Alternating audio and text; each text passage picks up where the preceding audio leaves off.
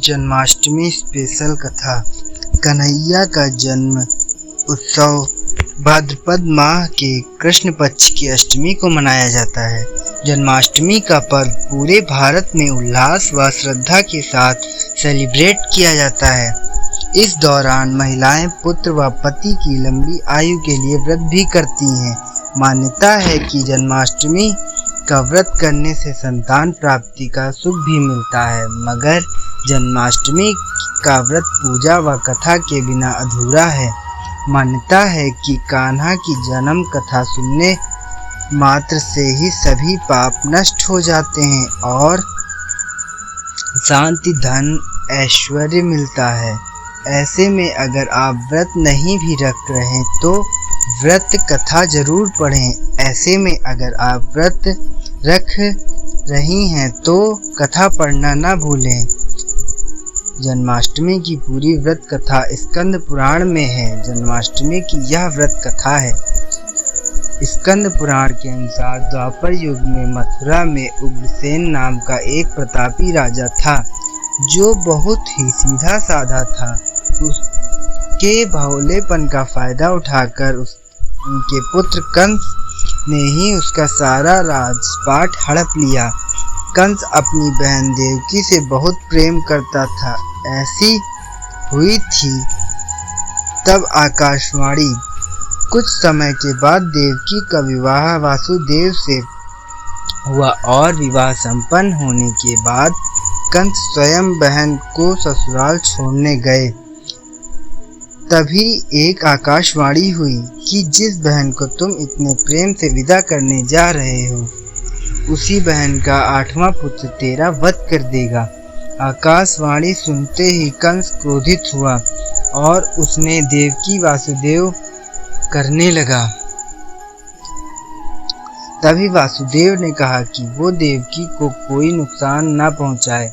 वह स्वयं ही अपनी 8वीं संतान कंस को सौंप देगा। वासुदेव की बात सुनकर कंस ने दोनों को कारागार में डाल दिया। कारागार में जन्मे श्री कृष्ण भगवान कंस ने देवकी की 7 संतानों का जन्म के समय वध कर दिया। इसके बाद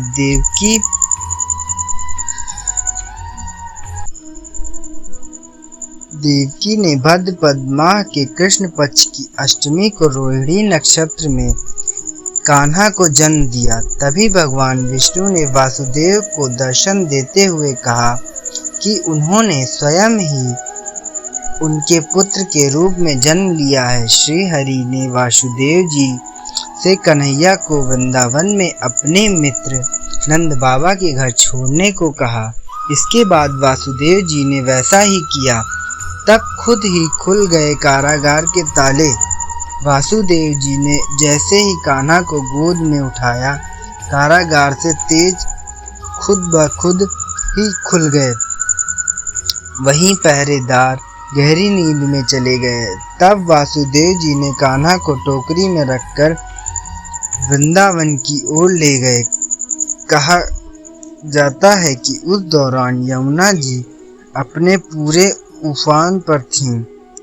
फिर वासुदेव जी ने उन्हें नन्हे कान्हा की टोकरी को सिर पर रखकर यमुना नदी को पार किया और नंद बाबा के गांव पहुंचे थे।